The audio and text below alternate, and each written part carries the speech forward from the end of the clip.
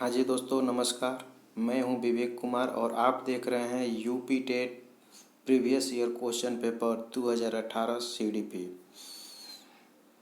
अगर आप चाहते हैं कि मेरा वीडियो सबसे पहले आपके पास पहुंचे तो शेयर, लाइक और सब्सक्राइब के साथ में बेल आइकन घंटी को प्रेस जरूर करें।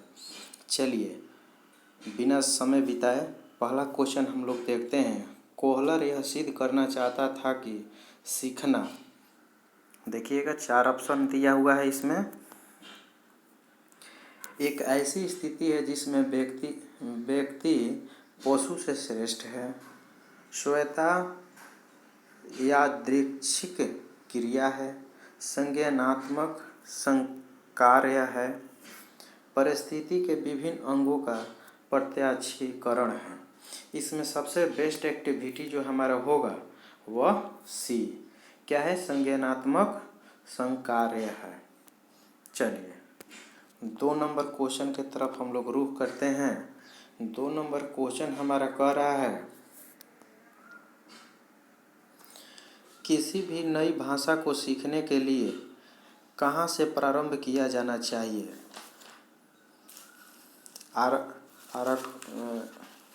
अक्षरों व शब्दों के मध्य सहचार्य से, वाक्यों के निर्माण से, शब्दों के निर्माण से या उपयुक्त में से कोई नहीं।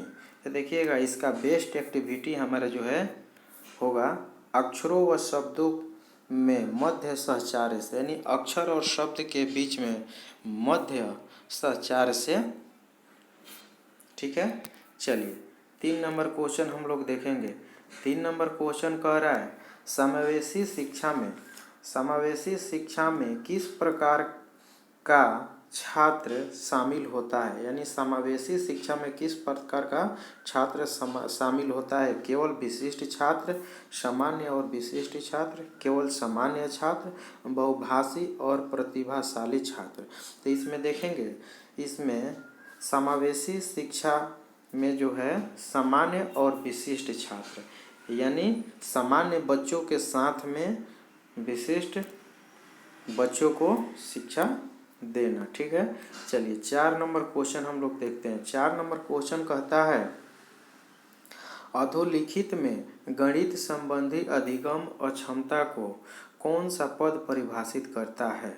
4 ऑप्शन दिया है। 4 ऑप्शन में देखेंगे, पहला ऑप्शन जो है नीरसता संबंधी दोष, पठन दोष, गणना दोष, उपयुक्त में से कोई नहीं। तो यह जो है कह रहा है गणित संबंधी अधिगम अक्षमता, यानी गणित क्या हो गया, यानी गणना। ठीक है, यानी गणना करने में जो दोष है, ठीक है, विकार है। चलिए सी हो गया ऑप्शन। अगला क्वेश्चन हम लोग देखते हैं। 5 नंबर में कह रहा है, समावेशीकरण की सफलता के लिए आवश्यक है।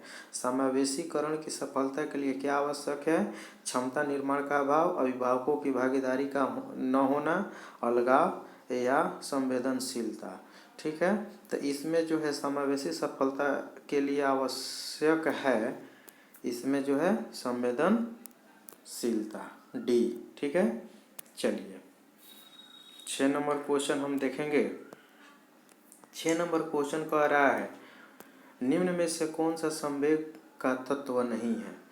व्यवहारात्मक, दैहिक, संज्ञानात्मक, संवेदी।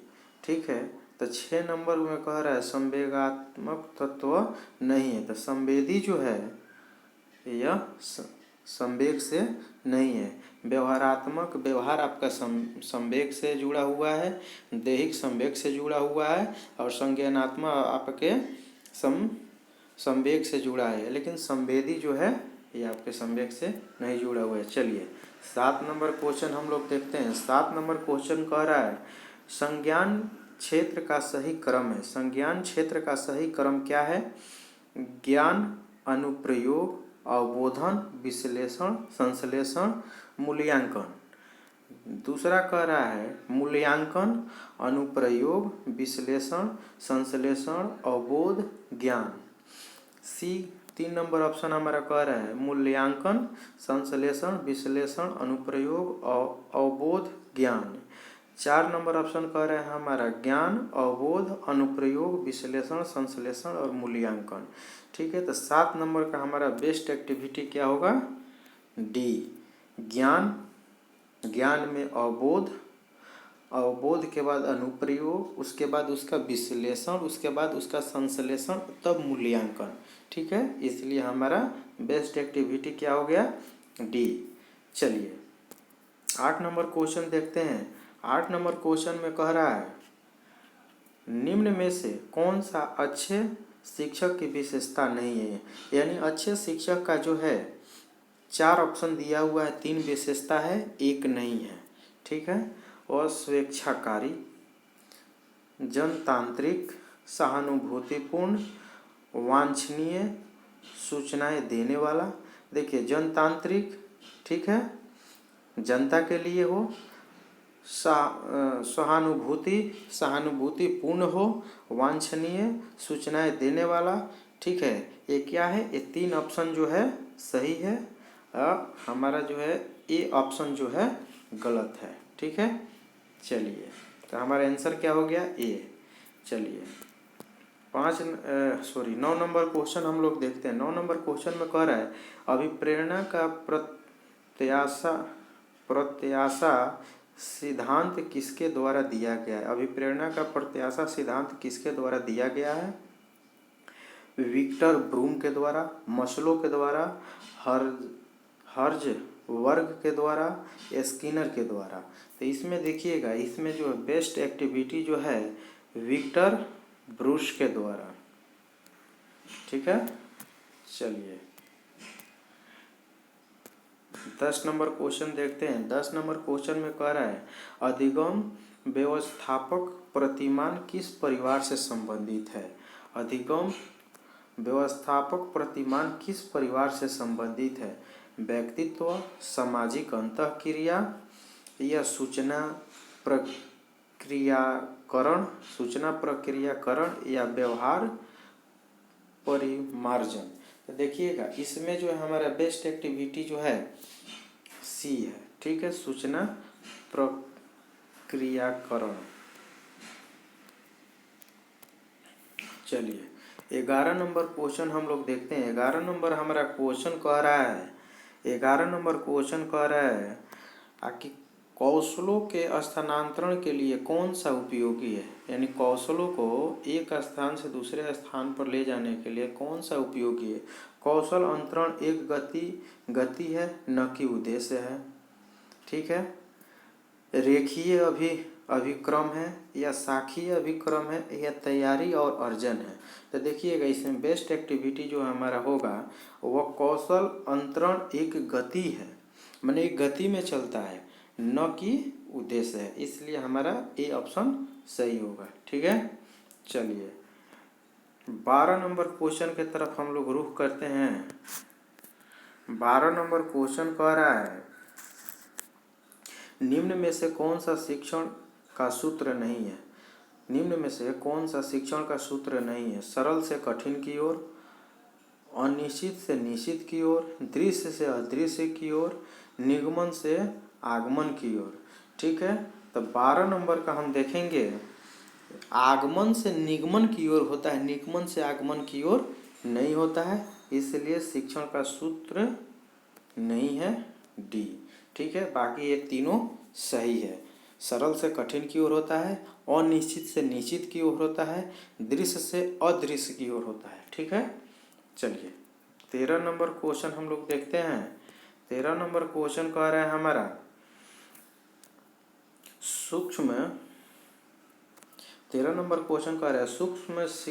सूक्ष्म शिक्षण चक्र का प्रथम पद होता है प्रतिपुष्टि, शिक्षण, योजना बनाना, प्रस्तावना।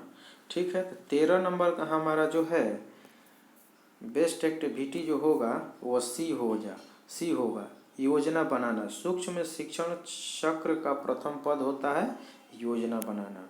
ठीक है, चलिए 14 नंबर क्वेश्चन हम लोग देखते हैं। 14 नंबर क्वेश्चन हमारा कह रहा है निम्न में से कौन सा अवबोध स्तर के शिक्षण में शामिल नहीं है? यानी अवबोधन स्तर के शिक्षण में शामिल नहीं है। ठीक है, पृथक्करण, अनुप्रयोग, तुलना। अन्वेषण जो है हमारा जो है उसमें शामिल नहीं है, इसलिए आप बेस्ट एक्टिविटी क्या होगा, अन्वेषण। चलिए 15 नंबर क्वेश्चन देखते हैं।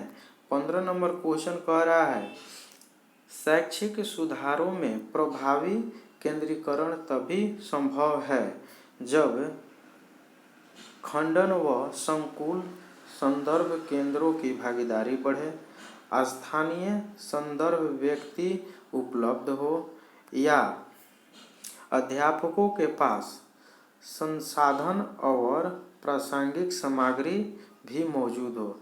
सही उत्तर चुनेंगे 1 और 3 या 1 2 या 2 3 या 1 2 3। ठीक है, तो 15 नंबर का हम लोग देखेंगे, यह जो है 1 2 3 ये तीनों सही है। ठीक है, चलिए 16 नंबर क्वेश्चन देखेंगे। 16 नंबर क्वेश्चन में कह रहा है एक छात्र पढ़ रहा है, उसका नाम लेकर किसी ने बुलाया, निम्न में से संवेदना द्वारा वह छात्र अपनी अनुक्रिया प्रकट करेगा। यानी अपनी अनुक्रिया कैसे प्रकट करेगा? दृष्टि संवेदना, स्पर्श संवेदना, ध्वनि संवेदना, प्रत्याक्षण संवेदना। ठीक है, तो वह क्या करेगा? मान लीजिए कि आप एक विद्यार्थी हैं, आप पढ़ रहे हैं और आपके अभिभावक अगर आपको पुकार रहे हैं तो आप क्या करेंगे? आप जहाँ पर हैं वहीं से चिल्लाकर बोलेंगे कि हाँ पापा, हाँ मम्मी, हाँ चाचा, मैं आ रहा हूँ, या कुछ भी जो भी बोलना हो। ठीक है, चलिए 17 नंबर क्वेश्चन कह रहा है हमारा पियाजे के सिद्धांत के अनुसार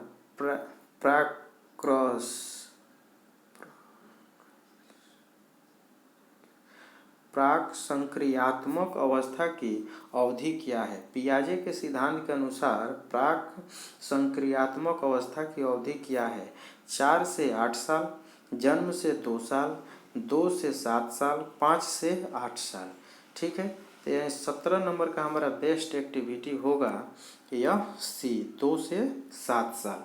ठीक है, 18 नंबर क्वेश्चन की तरफ हम लोग रुख करेंगे। 18 नंबर हमारा क्वेश्चन कह रहा है निम्न में से कौन सी बाद की बाल्य अवस्था के बौद्धिक विकास की विशेषता नहीं है? यह कह रहा है बौद्धिक विकास की विशेषता नहीं है। भविष्य की योजना की सूझबूझ, विज्ञान की काल्पनिक अवस्थाओं में अधिक रुचि, बढ़ती हुई तार्किक शक्ति, काल्पनिक भयों का अंत। ठीक है, तो 18 नंबर का हम लोग देखेंगे। इसमें बेस्ट एक्टिविटी जो होगा वह भविष्य की योजना की सूझबूझ। ठीक है, चलिए 19 नंबर क्वेश्चन हम देखेंगे। 19 नंबर क्वेश्चन में कह रहा है इनमें से कौन मनोवैज्ञानिक भाषा विकास से संबंध है? इनमें से कौन सा वैज्ञानिक जो है भाषा विकास के बारे में बात किए हैं? ठीक है, पावलर कर रहे हैं या बिने करते हैं या चॉम्स्की करते हैं या मास्लो करते हैं? तो इसमें जो हमारा बेस्ट एक्टिविटी जो है वह चॉम्स्की जी है। ठीक है, चलिए 20 नंबर क्वेश्चन देखेंगे। 20 नंबर क्वेश्चन कहता है थॉर्नडाइक ने अपने सिद्धांत को किस शीर्षक से सिद्ध किया? संज्ञानात्मक अधिगम, अधिगम के प्रयास एवं भूल के सिद्धांत, या संकेत अधिगम, या स्थान अधिगम। ठीक है, तो थॉर्नडाइक ने ये अपने जो सिद्धांत जो दिए हैं अधिगम के प्रयास एवं भूल के सिद्धांत दिए हैं। ठीक है, चलिए 21 नंबर क्वेश्चन देखेंगे। 21 नंबर क्वेश्चन कह रहा है 21 नंबर क्वेश्चन कह रहा है गिरोह अवस्था किस आयु वर्ग एवं विलंब विकास से संबंधित है? 16 से 19 वर्ष और नैतिकता 3 से 6 वर्ष एवं भाषा 8 से 10 वर्ष, समाजीकरण या 16 से 19 वर्ष संज्ञानात्मक। ठीक है, तो यह जो है 21 नंबर क्वेश्चन हमारा जो है इसमें बेस्ट एक्टिविटी जो है सी होगा। 8 से 10 वर्ष समाजीकरण जब बच्चे में आ जाता है, ठीक है, उसी समय गिरोह भी अवस्था भी कर सकते हैं। ठीक है, चलिए 22 नंबर को क्वेश्चन हम देखेंगे। 22 नंबर क्वेश्चन कह रहा है पियाजे के अनुसार संज्ञानात्मक विकास की तृतीय अवस्था निम्न में से कौन सा है। संज्ञानात्मक विकास की तृतीय अवस्था उनका कौन सा है। औपचारिक संक्रियात्मक अवस्था है या पूर्व संक्रियात्मक अवस्था या मूर्त संक्रियात्मक अवस्था या संवेदगात्मक संवेगात्मक गामक अवस्था। देखिए इसमें जो है पियाजे का तृतीय जो है अवस्था जो है यह मूर्त संक्रियात्मक अवस्था है। ठीक है, कौन सा है, मूर्त संक्रियात्मक अवस्था है। ठीक है, चलिए अगला क्वेश्चन हम लोग देखते हैं।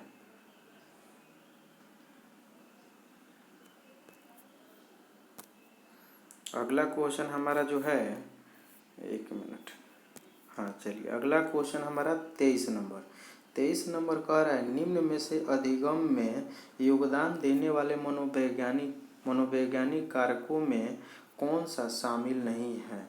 यानी अधिगम में योगदान देने वाले कौन से मनोवैज्ञानिक में शामिल नहीं है। अधिगम की इच्छा, प्रेरणा, रुचि या विषय वस्तु का स्वरूप, यह कह रहा है 23 नंबर हमारा जो है क्वेश्चन जो है इसमें से कह रहा है कौन सा एक शामिल नहीं है। तो देखिएगा विषय वस्तु का स्वरूप कहीं पर भी अधिगम में शामिल नहीं है। ठीक है, चलिए 24 नंबर क्वेश्चन हम देखेंगे।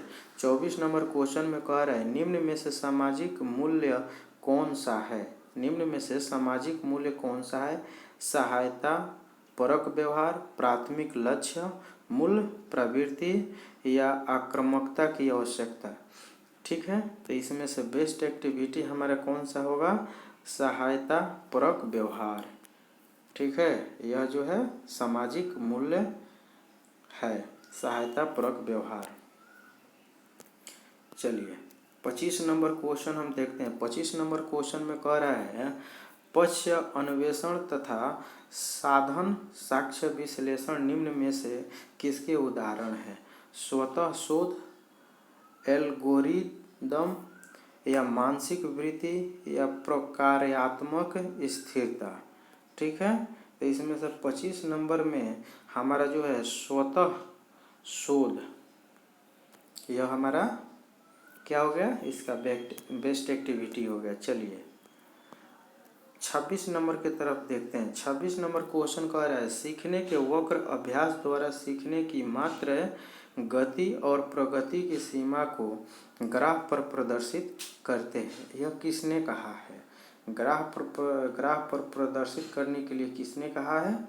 26 नंबर का देखेंगे स्किनर, रांस, एबिंगहास, गेट्स। तो किसने कहा है जी, इसमें बेस्ट एक्टिविटी जो हमारा जो होगा 26 नंबर का गेट्स। ठीक है, डी। चलिए 27 नंबर क्वेश्चन देखते हैं। 27 नंबर क्वेश्चन कहता है निम्न में से कौन सा थॉर्नडाइक के अधिगम के प्राथमिक नियमों में शामिल नहीं है। यानी थॉर्नडाइक का अधिगम के प्राथमिक जो नियम दिए हैं उसमें शामिल नहीं है। ठीक है, 27 नंबर देखिएगा सचार्यात्मक स्थानांतरण का नियम, अभ्यास का नियम, प्रभाव का नियम और तत्परता का नियम। देखिएगा अभ्यास का नियम थॉर्नडाइक के अधिगम में शामिल है, प्रभाव का नियम भी है, तत्परता का भी नियम है, लेकिन सचार्यात्मक स्थानांतरण का नियम नहीं है। ठीक है, चलिए 28 नंबर देखते हैं। 28 नंबर कह रहा है अनुकूलित अनुक्रिया सिद्धांत किसके अनुकूलन पर बल देता है। अनुकूलित अनुक्रिया सिद्धांत किसके सिद्धांत पर बल देता है। तर्क पर, व्यवहार पर, चिंतन पर, अभिप्रेरणा पर। ठीक है, अनुकूलित अनुक्रिया सिद्धांत जो है वह हम अपने व्यवहार पर, ठीक है, बल देता है। कैसा है आपका व्यवहार है उस पर बल देता है। 29 नंबर क्वेश्चन हम देखेंगे। 29 नंबर क्वेश्चन में कह रहा है क्रिया प्रसूत अनुबंधन का दूसरा नाम क्रिया प्रसूत अनुबंधन का दूसरा नाम क्या है? समीपस्थ अनुबंधन, नैमित्तिक अनुबंधन, प्राचीन अनुबंधन, चिन्ह अनुबंधन। ठीक है, तो 29 नंबर का क्या हुआ? नैमित्तिक अनुबंधन। यह हो जाएगा नैमित्तिक अनुबंधन। चलिए 30 नंबर क्वेश्चन देखते हैं, जो कि अंतिम और लास्ट क्वेश्चन है। निम्न में से कौन सी अधिगम की एक विशेषता नहीं है? अधिगम की 3 विशेषता है मगर एक विशेषता नहीं है, वो कौन सा नहीं है? अधिगम का अवलोकन प्रत्यक्ष रूप से किया जा सकता है। ठीक है, अधिगम व्यवहार में अपेक्षाकृत अस्थायी परिवर्तन है, तो बात सही है। ठीक है, अधिगम प्राणी की अभिवृत्ति है। ठीक है, अधिगम एक लक्ष्य उन्मुख प्रक्रिया है। तो इसमें देखिएगा कह रहा है ये नहीं है, कौन सा नहीं है? तो यानी ये हमारा नहीं है। ठीक है, अधिगम का अवलोकन प्रत्यक्ष रूप से किया जा सकता है। ठीक है, यह क्रिया नहीं है। ठीक है, चलिए दोस्तों, thank you, bye bye, take care, धन्यवाद। नेक्स्ट वीडियो में फिर आपसे मुलाकात करते हैं। लेकिन मेरा वीडियो अगर चाहते हो कि सबसे पहले आपके पास पहुंचे तो कृपया शेयर, ज़्यादा से ज़्यादा शेयर, लाइक, सब्सक्राइब, और सब्सक्राइब करने के बाद में बेल आइकन घंटी को प्रेस करना न भूलें। चलिए धन्यवाद, थैंक यू।